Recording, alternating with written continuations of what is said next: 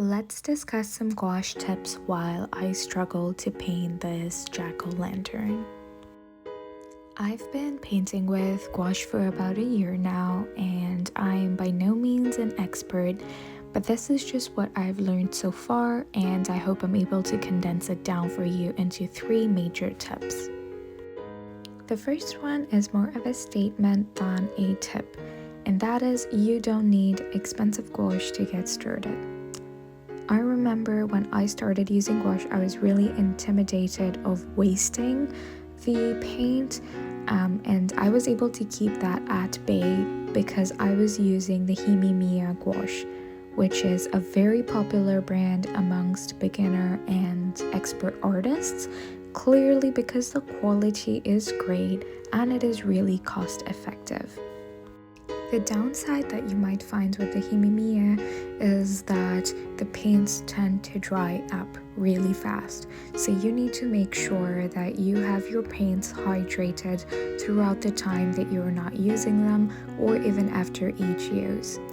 I let my paints sit and they got really dry. They even cracked to the point that I had to scrap for paint with my brush. And it really was a pain to get those paints back to the creamy consistency that they came in. This can happen with tubes too, but it's not as bad as paint in a cup or paint in a pan. So just keep that in mind while you're using the Himimiya palette. The second tip is to work in layers. Now the best way to start is to block out the colors without working on the details right away. This will help you with the initial anxiety of the blank page and where to get started. It's important to work in layers if you're looking to build depth to your piece, so you don't need to have all the details, values, and all the specifics of a piece on one layer. You can do a thin wash in the beginning just to get rid of the white of the page and start building up with the values and the details as you go. And of course, I know everybody enjoys putting those little white highlights at the end that just brings the whole piece together. Keep in mind that the colors will look a little different once they dry, which is why swatching is really important when you open your palette. Make sure you swatch a good amount of paint on the paper so you can see how each color behaves once it dries. It's a very common thing to see in gouache that the lighter colors dry darker and vice versa, so definitely keep that in mind and have a swatch card handy. Now a brief break from the tips that I was giving. This piece just wasn't working for me with the paper that I was using. It was hot pressed paper, which I did not realize when I bought it. And you can see how the paint just sits on the paper. It just doesn't want to sip in. It wouldn't stain.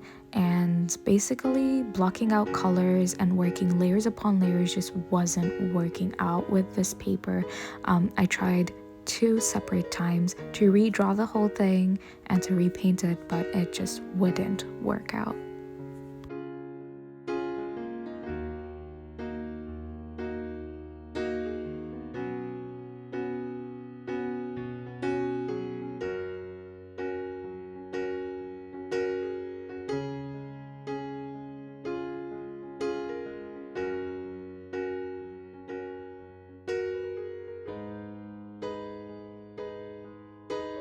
I had a vision for the piece which didn't work out, but that was fine. I took a break and I did my nails and I got right back into the piece to finish it up.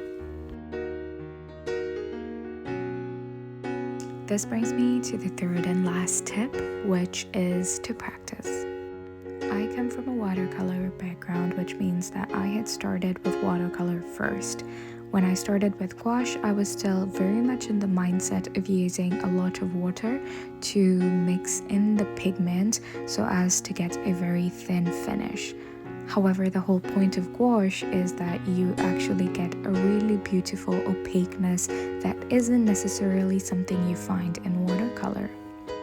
Over Over the last year, gouache became second nature to me only because I had spent so much time with it that I failed and failed and failed a lot of times. It was very hard initially to watch me create some horrible illustrations. However, I realized that every new medium as an artist would take a learning curve, and that is fine. Remember, it's always okay to take a break from the medium if you feel like it's getting a little too overwhelming. You're allowed to take breaks, and make sure you also look at other artists and watch other YouTube videos to see how different artists pull through different techniques so that you're also able to improve.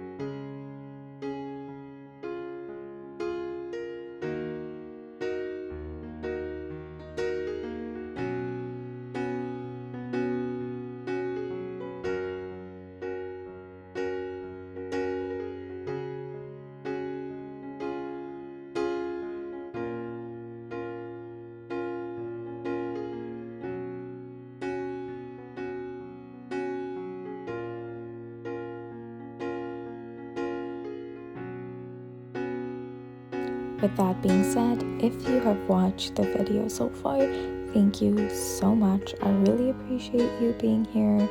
If you found any of the tips helpful, or if you have useful tips yourself, please feel free to drop them in the comment section below and help other fellow artists.